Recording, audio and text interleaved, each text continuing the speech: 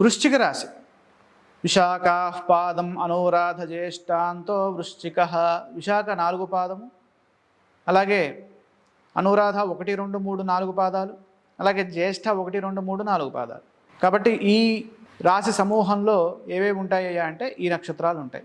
విశాఖ 4వ పాదము యొక్క నక్షత్రం, అలాగే అనురాధ జ్యేష్ఠ. ఇక వీరి యొక్క ఫలితాలు చూస్తే ఆదాయం 11, వ్యయం 5, రాజపూజ్యము 2, అవమానం 6. వృశ్చిక రాశి వారికి 75% శుభ ఫలితాలు గోచరిస్తున్నాయి. బ్రహ్మాండమైనటువంటి ఆదాయం ఉంది, వ్యయం చాలా అత్యల్పంగా ఉంది. కాబట్టి ఆదాయ మార్గాలు పెరుగుతాయి, చేతి నిండా డబ్బు ఉంటుంది. కాబట్టి విశేషమైనటువంటి ఆనందము సిద్ధిస్తుంది, లక్ష్మీ కటాక్షము ఉన్నది. ఇక రాజపూజ్యము కంటే అవమానం ఎక్కువగా ఉంది. కాబట్టి మనము అందరినీ కలుపుకుపోతూ ముందుకు సాగాలి. తోటివారితో జాగ్రత్తగా మెలుగుతూ జాగ్రత్తగా ముందుకు సాగితే మన గౌరవ మర్యాదలు కాపాడబడతాయి. 2026వ సంవత్సరంలో ఈ వృశ్చిక రాశి వారికి సంవత్సర ప్రారంభంలో అష్టమంలో ఉన్నటువంటి గురువు యోగించనప్పటికీ ఆయన జూన్ నుండి విశేషమైనటువంటి దైవబలాన్ని ఇస్తున్నారు. అంటే జూన్ 1వ తారీఖు నుండి భాగ్య బృహస్పతి యోగం, అది చాలా గొప్పగా ఉంటుంది, దైవబలాన్ని ఇస్తుంది. నూతన ప్రయత్నాలన్నీ సఫలమవుతాయి. ఇక్కడ 12 సంవత్సరాలకి ఒకసారి మాత్రమే భాగ్య బృహస్పతి, ఉచ్చస్థ భాగ్య బృహస్పతి యోగం ఈ వృశ్చిక రాశి వారికి సిద్ధిస్తుంది. కాబట్టి 12 సంవత్సరాలకు ఒకసారి వచ్చేటటువంటి దీన్ని మనం సద్వినియోగం చేసుకోవాలి. విద్యార్థులకు ఉత్తమమైనటువంటి కాలం. బాధ్యతాయుతంగా సకాలంలో పనులు మొదలుపెట్టండి. సరైన ప్రణాళికలు శక్తిని ప్రసాదిస్తాయి. జూన్ 2 వరకు అష్టమంలో ఉన్నటువంటి గురువు ఆర్థిక ఇబ్బందులని, అనారోగ్య సమస్యల్ని ఇస్తారు. కాబట్టి అప్పటి వరకు కాస్త జాగ్రత్తగా ఉంటూ జూన్ 2 తర్వాత మనకి భాగ్యంలోకి రావడం వల్ల, ఉచ్చస్థితిని కూడా పొందడం వల్ల జీవితము మలుపు తిరుగుతుంది. అప్పటి వరకు ఉన్న కష్టాలన్నీ పటాపంచలవుతాయి. ఎటు చూచినా విజయమే గోచరిస్తోంది. కుటుంబ పరంగా పెద్దల నుండి సహాయ సహకారాలు అందుతాయి. అదేవిధంగా వారి నుండి ఆస్తులు కూడా కలిసి వస్తాయి. ఆర్థిక స్థితి మెరుగవుతుంది. ధనాన్ని వృద్ధి చేసుకోవడానికి ఇది సరైన సమయం.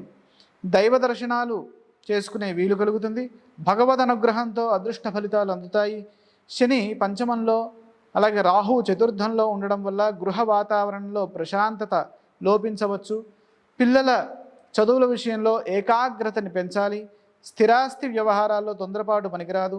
రాహువు తృతీయంలో ఎప్పటి నుంచి, ఈ డిసెంబర్ 7 నుంచి తృతీయ స్థానంలోకి వస్తారు. కాబట్టి పరాక్రమ స్థానంలో ఉండడం వల్ల మీకు విశేషమైనటువంటి ధైర్యము, సాహసము ఇవన్నీ సిద్ధిస్తాయి. ధైర్యే సాహసే లక్ష్మి అని అంటుంది శాస్త్రం. ధైర్యము సాహసంతో చేసినటువంటి పని ఏదైతే ఉంటుందో అది లక్ష్మీ కటాక్షాన్ని ఇస్తుంది. కాబట్టి వారికి డిసెంబర్ 7 నుంచి రాహువు యొక్క స్థితి గోచరిస్తోంది, విశేషమైన ఫలితాన్ని ఇస్తోంది. వృత్తిపరంగా కేతువు రాజ్యంలో ఉండడం వల్ల పనిలో నిబద్ధత ఉంటుంది, కానీ గుర్తింపు కొద్దిగా ఆలస్యం అవ్వచ్చు. కేతువు సప్తమంలో ఉండడం వల్ల భార్యాభర్తల మధ్య అపార్థాలు రాకుండా చూసుకోవాలి. భాగ్య బృహస్పతి యోగము ఉత్తరార్ధంలో విద్యాపరమైనటువంటి శుభ ఫలితాలను ఇస్తోంది. కాబట్టి సరస్వతి కటాక్షం సిద్ధించడానికి గ్రహయోగం సహకరిస్తోంది. జూన్ నుండి అక్టోబర్ వరకు ఇది చాలా మంచి సమయం, చాలా కీలకం. విద్యార్థులకు స్వర్ణ యుగం. ఈ వృశ్చిక రాశిలో ఉన్నటువంటి విద్యార్థులకు కమింగ్ అకాడమిక్ ఇయర్ అంతా చాలా బాగుంటుంది. ఈ సమయంలోనే ముఖ్యమైన నిర్ణయాలు తీసుకోవాలి. ఉద్యోగ వ్యాపారాల్లో, మంచి వృత్తిలో తగినటువంటి ప్రతిఫలాలు సిద్ధిస్తాయి. సమయానుకూలంగా పనిచేయడం ద్వారాగా కృషి ఫలిస్తుంది. ఈ సంవత్సరం అంతా వృశ్చిక రాశి వారు అష్టమంలో ఉన్నటువంటి గురువు యొక్క బలాన్ని పెంచుకోవడానికి జూన్ 1వ తారీఖు వరకు గురుధ్యాన శ్లోకాన్ని చదువుకోవడం, అలాగే అక్టోబర్ చివరి నుండి మళ్ళీ గురువు దశమంలోకి వస్తున్నారు కాబట్టి ఆ సమయంలో కూడా గురువు చేసుకోవడం, గురుధ్యానాన్ని చేసుకోవడం. ఇక పంచమంలో ఉన్నటువంటి శని కూడా అనుకూలంగా లేరు, చతుర్థంలో ఉన్నటువంటి రాహు డిసెంబర్ వరకు అనుకూలంగా లేరు. కాబట్టి శని రాహుల యొక్క ధ్యాన శ్లోకాలు కూడా చదువుకోవడం ద్వారాగా వృశ్చిక రాశి వారికి విశేషమైనటువంటి కార్యసిద్ధి లభిస్తుంది.